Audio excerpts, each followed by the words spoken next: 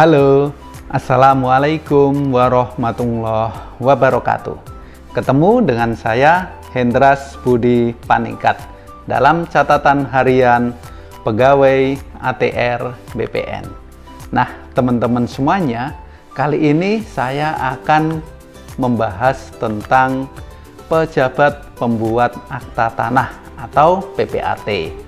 Mulai dari pengertian, tugas pokok dan kewenangannya, termasuk juga PPAT sementara dan PPAT khusus. Nah, rujukan yang saya gunakan yaitu menggunakan Peraturan Pemerintah Nomor 37 Tahun 1998 tentang Peraturan Jabatan PPAT dan Peraturan Pemerintah Nomor 24 Tahun 2016 tentang perubahan dari PP nomor 37 tahun 98. Nah, menarik ya, di sini ada beberapa pasal yang ditambahkan, tapi ada juga pasal-pasal yang dihapuskan. Oke, kita mulai satu persatu ya.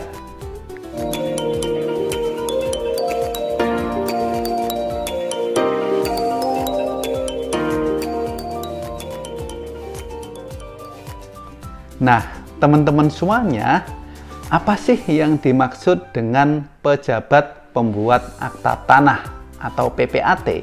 Nah, PPAT adalah pejabat umum yang diberi kewenangan untuk membuat akta-akta otentik mengenai perbuatan hukum tertentu terhadap hak atas tanah atau hak milik atas satuan rumah susun. Jadi akta otentiknya ini terhadap hak atas tanah atau HMSRS, artinya bidang-bidang tanah yang sudah terdaftar atau bersertifikat. Nah, sedangkan PPAT sementara adalah pejabat pemerintah yang ditunjuk karena jabatannya untuk melaksanakan tugas PPAT dengan membuat akta PPAT di daerah yang belum cukup terdapat PPAT. Nah, ini PPAT sementara. Nah, sering kita ketemui ya, kita temui di lapangan PPAT sementara biasanya dijabat oleh seorang camat. Lalu, apa sih yang dimaksud dengan PPAT khusus? Nah, teman-teman semuanya, PPAT khusus adalah pejabat Badan Pertanahan Nasional yang ditunjuk karena jabatannya untuk melaksanakan tugas PPAT dengan membuat akta PPAT tertentu khusus dalam rangka pelaksanaan program atau tugas pemerintah tertentu. Nah, PPAT khusus ini biasanya dijabat oleh seorang kepala kantor pertanahan. Nah, selanjutnya kita masuk pada pengertian akta PPAT. Nah, akta PPAT adalah akta yang dibuat oleh PPAT sebagai bukti telah dilaksanakannya perbuatan hukum tertentu mengenai hak atas tanah atau hak milik atas satuan rumah susun. Misalnya perbuatan hukum jual beli, tukar menukar, hibah, ataupun lain sebagainya.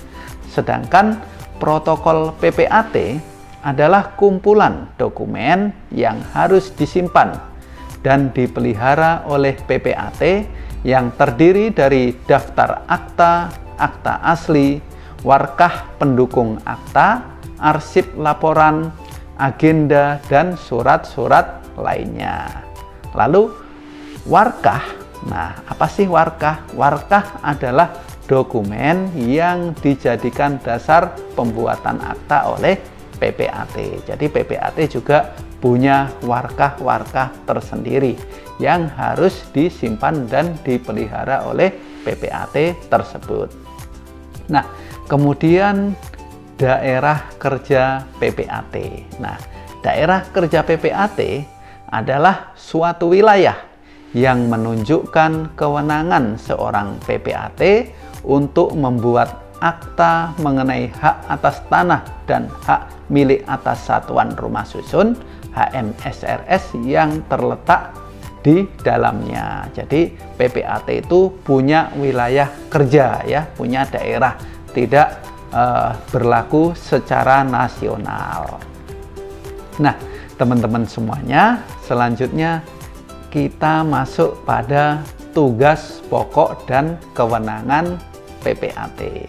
Nah, di sini PPAT bertugas atau memiliki tugas pokok melaksanakan sebagian kegiatan pendaftaran tanah ya, sebagian kegiatan pendaftaran tanah dengan membuat akta sebagai bukti telah dilakukannya perbuatan hukum tertentu mengenai hak atas tanah ya, mengenai hak atas tanah atau hak milik atas satuan rumah susun HMSRS yang akan dijadikan dasar bagi pendaftaran perubahan data pendaftaran tanah yang diakibatkan oleh perbuatan hukum itu. Nah, di sini dijelaskan PPAT melaksanakan sebagian kegiatan tetapi belum bersifat final atau belum bersifat terakhir ya, karena akta yang dibuat oleh PPAT itu dijadikan dasar bagi pendaftaran perubahan data pendaftaran tanah atau pemeliharaan data pendaftaran tanah. Misalnya akta jual beli itu dikeluarkan atau dibuat oleh PPAT, dan akta jual beli itu dijadikan dasar untuk kegiatan apa? Kegiatan peralihan hak atau balik nama. Misalnya teman-teman semuanya membeli sebidang tanah, tanah tersebut sudah bersertifikat, nah, sudah terdaftar kategorinya sebagai hak atas tanah, atau beli sebuah apartemen yang sudah bersertifikat dengan sertifikat hak milik atas satuan rumah susun, maka dibuatlah akta jual beli. Nah, kemudian dari akta jual beli tersebut dijadikan dasar untuk dilakukan balik nama di kantor pertanahan. Jadi kesimpulannya PPAT adalah mitra dari Kementerian ATR BPN untuk tugas-tugas pemeliharaan data pendaftaran tanah atau layanan pendaftaran tanah yang bersifat derivatif ataupun turunan. Jadi itulah mengenai tugas pokok PPAT ya, aktanya seperti apa. Nah, selanjutnya perbuatan hukum ya, perbuatan hukum atas hak atas tanah ataupun HMSRS tersebut terbagi sebagai berikut ya, teman-teman semuanya. Yang pertama, jual beli ya, produknya akta jual beli. Yang kedua, tukar menukar, produknya akta tukar menukar. Terus yang ketiga, hibah, produknya akta hibah. Terus yang keempat, perbuatan hukum pemasukan ke dalam perusahaan atau inbrank, produknya juga akta pemasukan ke dalam perusahaan. Terus yang kelima, pembagian hak bersama, misalnya suatu bidang tanah warisan, subjeknya diwariskan ke seluruh ahli waris, nanti baru ada pembagian hak bersama, dibuatlah yang namanya APHB ya, akta pembagian hak bersama. Itu dijadikan dasar untuk kegiatan pendaftaran tanah berikutnya, balik namanya. Terus yang keenam, pemberian hak guna bangunan atau hak pakai di atas hak milik. Nah, ini kita menganut azas pemisahan horizontal. Bisa saja ada hak guna bangunan atau hak pakai tetapi di atas hak milik, banyak contohnya. Dan ini juga merupakan suatu perbuatan hukum dan harus dibuatkan akta oleh PPAT. Lalu yang ketujuh, pemberian hak tanggungan. Nah, ini juga ada aktanya, akta hak tanggungan ya, APHT. Terus pemberian surat kuasa membebankan hak tanggungan, SKMHT. Nah, ini ada 8 tugas pokok kewenangan PPAT mengenai perbuatan-perbuatan hukum terhadap hak atas tanah ataupun hak milik atas satuan rumah susun. Nah, untuk melaksanakan tugas tersebut ya, seorang PPAT mempunyai kewenangan membuat akta otentik mengenai semua perbuatan hukum ya terhadap hak atas tanah ataupun HMSRS yang terletak di dalam daerah kerjanya. Jadi ada daerah kerjanya, nggak boleh keluar dari wilayah kerjanya. Nah, PPAT khusus hanya berwenang membuat akta mengenai perbuatan hukum yang disebut secara khusus dalam penunjukannya. Ini untuk PPAT khusus, biasanya Kepala Kantor Pertanahan. Lalu yang berikutnya, PPAT hanya berwenang membuat akta mengenai hak atas tanah atau hak milik atas satuan rumah susun yang terletak di dalam daerah kerjanya. Ini ditegaskan lagi ya, ditegaskan dalam aturan hanya berwenang membuat akta ya di wilayah kerjanya.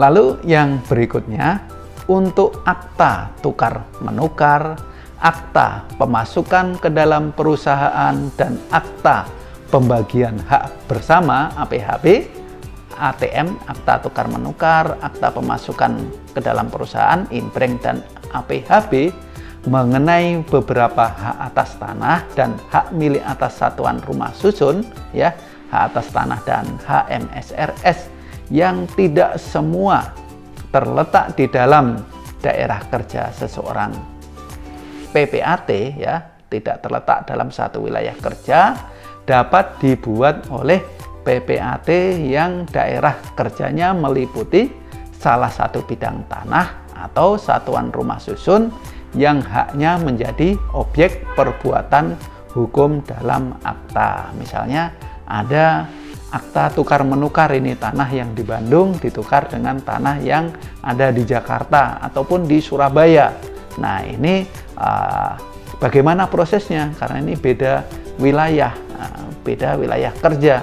Nah, ini dalam aturan diperbolehkan ya mengambil dari PPAT dari salah satu bidang tanah tersebut. Boleh PPAT yang ada di Bandung, yang ada di Jakarta, ataupun di Surabaya. Jadi lebih enak dan lebih mudah ya teman-teman semuanya.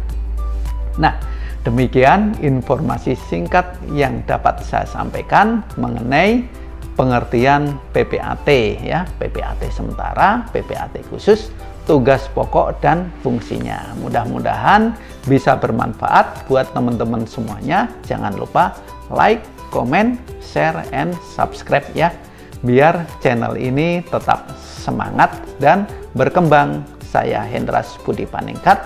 Terima kasih. Assalamualaikum warahmatullahi wabarakatuh.